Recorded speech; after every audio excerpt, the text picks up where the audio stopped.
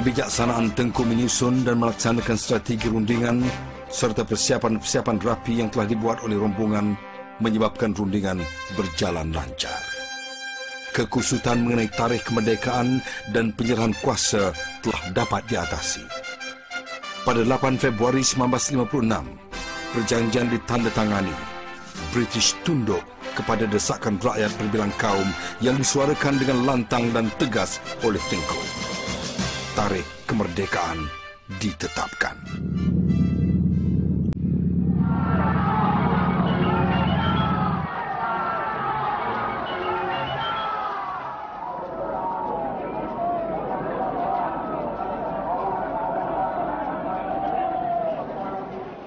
Pada 20 hari bulan Februari 1956, di Padang Bandar Hilir, Melaka, ribuan rakyat berbilang kaum berhimpun menyambut Tengku dan rombongan, membawa pulang kabar gembira, persetujuan dan tarikh merdeka.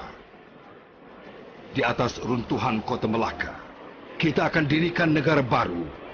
Tengku melafazkan peristiaran tarikh bagi kemerdekaan Persekutuan Tanah Melayu. Itu dengan nama Allah. Saya atas nama rakyat Melaya mengisytiharkan bahawa kemerdekaan penuh Persekutuan Tanah Melayu di dalam Commonwealth menurut perjanjian yang telah dicapai di London akan dilaksanakan pada 31 hari bulan Ogos 1957.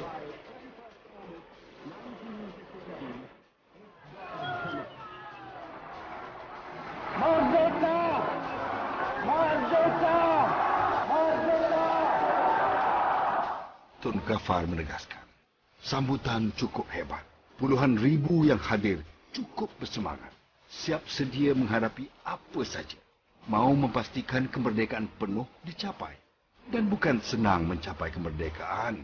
Kita berkorban masa, tenaga, harta benda, malah nyawa sekalipun. Dan bukan senang nak menyatukan berbagai-bagai kaum untuk mencapai kemerdekaan. Pada 21 Februari 1957, penyata Suruhanjaya Reid, iaitu hasil kajian satu Suruhanjaya Persekutuan Tanah Melayu, dipengerusikan oleh Lord Reid bagi menggubal undang-undang dan perlembagaan Tanah Melayu Merdeka, diterbitkan. Suruhanjaya itu menggariskan aspek-aspek pembentukan parlimen, pelantikan yang di-Pertuan Agong, dan timbalannya sebagai ketua dan timbalan ketua negara. Kuasa Raja-Raja Melayu, hak istimewa orang-orang Melayu, agama Islam sebagai agama resmi, pelantikan Perdana Menteri, pilihan raya dan lain-lain. Tarikh merdeka hampir tiba. Pada 9 Mei 1957, Tengku bersama-sama Datuk Abdul Razak Hussein, Datuk V.T. Sambantan, Datuk Ong Yok Lin dan Tuan Haji Mustafa Al-Bakri, penyimpan mohor raja-raja, ke London sekali lagi.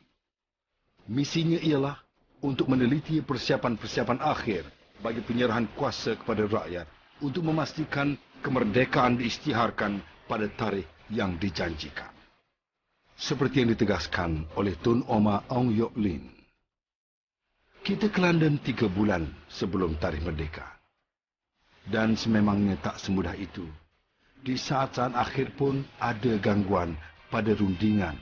Sikap angkuh pegawai-pegawai British seperti Littleton menimbulkan ketegangan. Namun, Tengku dengan kebijaksanaan diplomasinya dapat meredakan keadaan.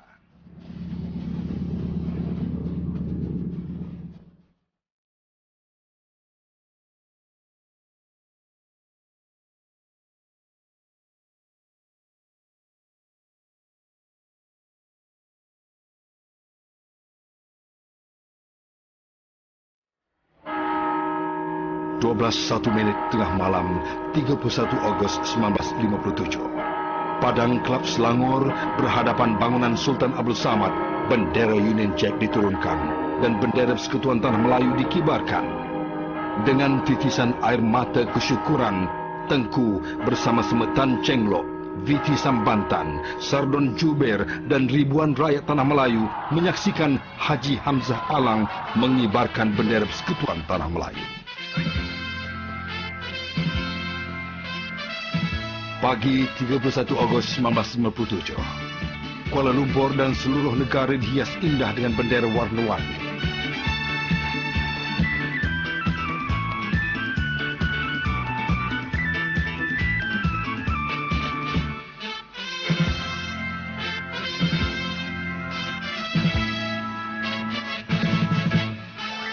Rakyat berbilang bangsa keluar beramai-ramai, membanjiri tempat-tempat perayaan. Di Stadium Merdeka, Raja-Raja Melayu, Wakil Ratu Elizabeth, Duke of Gloucester, pesuruh Jaya British yang terakhir, Sir Donald McGrevery, dan ribuan rakyat menyaksi dan mendengar Tengku Abdul Rahman ibni almarhum Sultan Abdul Hamid Halim Shah membacakan peristiharan merdeka.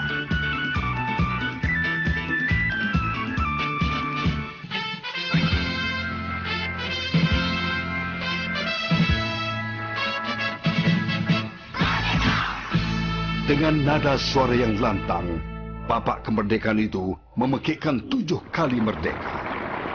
Merdeka! Merdeka! Merdeka! Merdeka! Merdeka! Merdeka! Merdeka!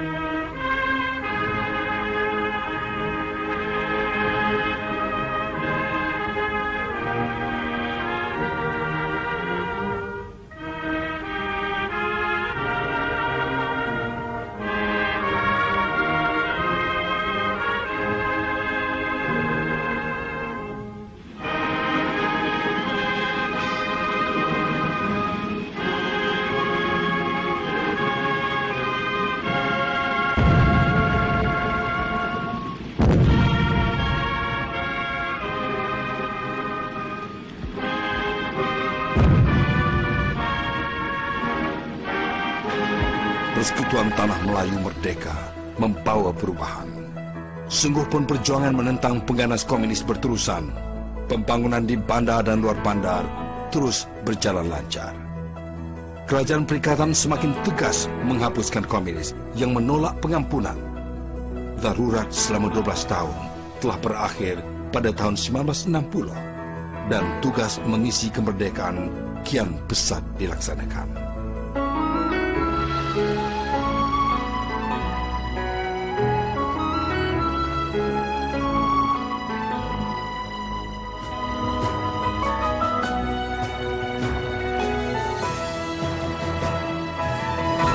Sabtu 27 hari bulan Mei 1961, dalam ucapannya di Majlis Makan Malam Klub Institut Wartawan Asing Asia Tenggara di Singapura, Tengku menyuarakan gagasan pencantuman Singapura, Sarawak, Brunei, Borneo Utara dan Persekutuan Tanah Melayu sebagai Persekutuan Malaysia.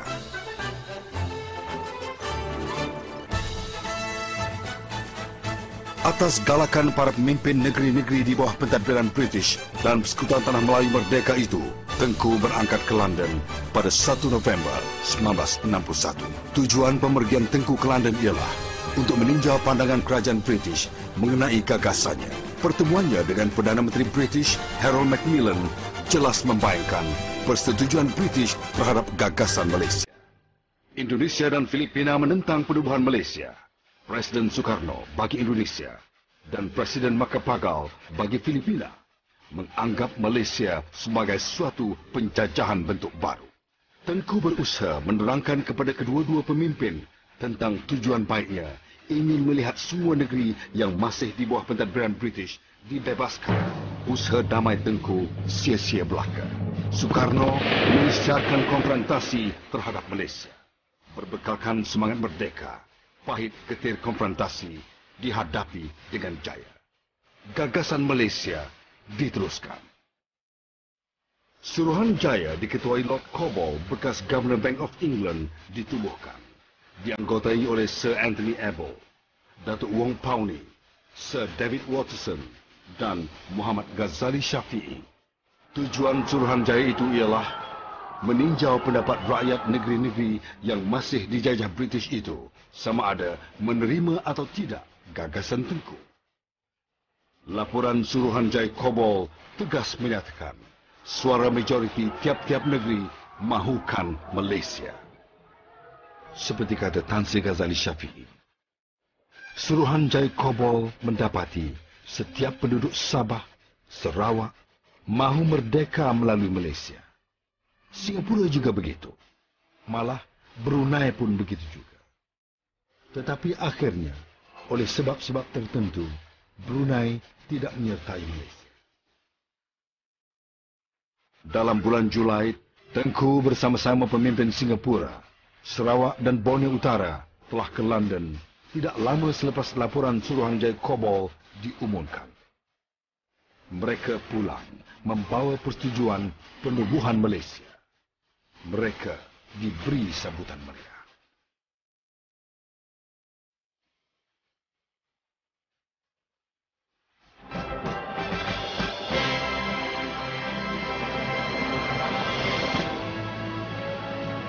Pada 16 September 1963, Malaysia dimasyhurkan. Singapura bagaimanapun dikeluarkan dari Malaysia pada 9 Ogos 1965. Pada setiap 31 Ogos, Malaysia menyambut ulang tahun kemerdekaan. Dari semenjak penaklukan Jepun, penjajahan Inggris, darurat dan menentang pengganas, hinggalah kepada pengalaman getir konfrontasi, rakyat Malaysia telah berjaya menghadapi setiap ujian, berbekalkan semangat merdeka yang kental selama-lamanya.